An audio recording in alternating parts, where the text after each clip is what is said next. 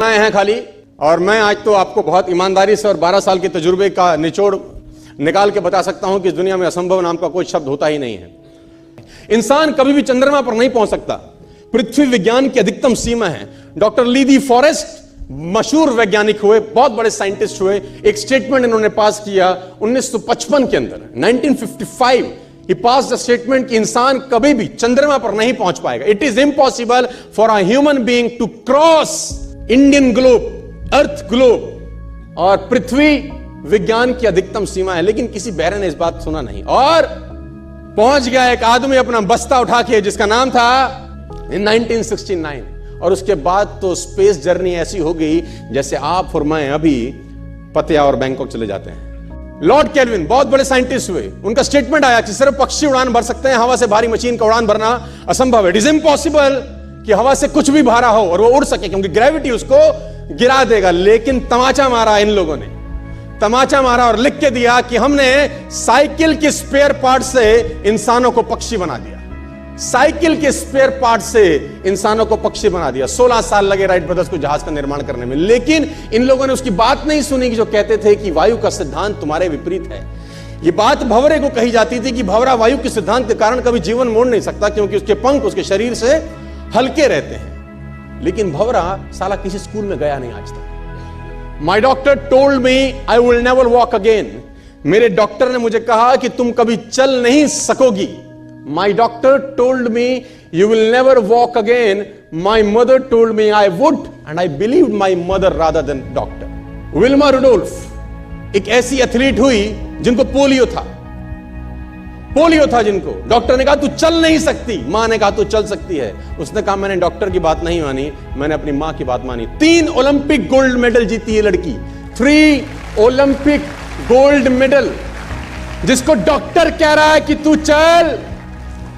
लेकिन मां क्या बोलती है? मैं आपको उदाहरण देना चाहूंगा सर। बहुत छोटे थे अल्बर्ट आइंस्टीन, दुनिया के महान वैज्ञानिक में से एक हुए, मंदबुद्धि कहा जाता था उनको। 8 साल के थे, घर पहुंचे, मां को चिट्ठी दिया। When he was 8 years old, came to his home, given letter to his mother. मां को एक चिट्ठी दिया, मां ने वो चिट्ठी पढ़ा। 8 साल के थे, और चिट्ठी में प्रिंसिपल का खत था, उसकी मां के नाम।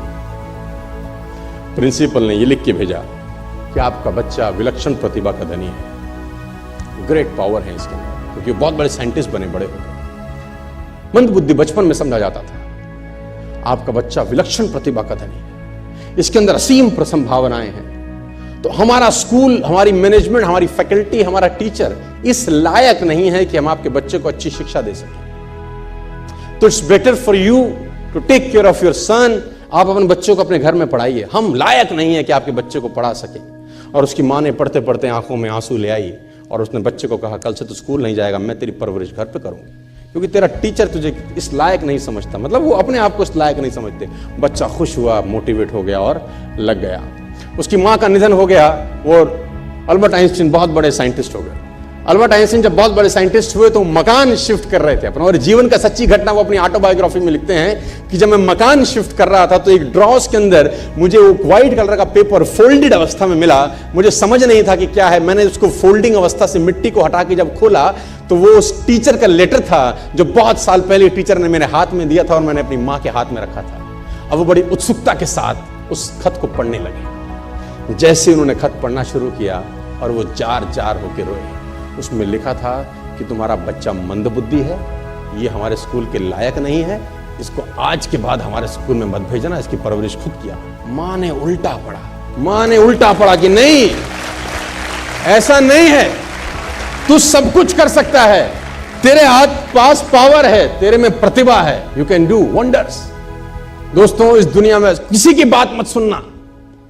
नेवर एवर बिलीव एनीबॉडी कि जो तुमको बोले कि तू नहीं कर सकता, कान पे मारना, बोला साले तू नहीं कर सकता, हम करेंगे।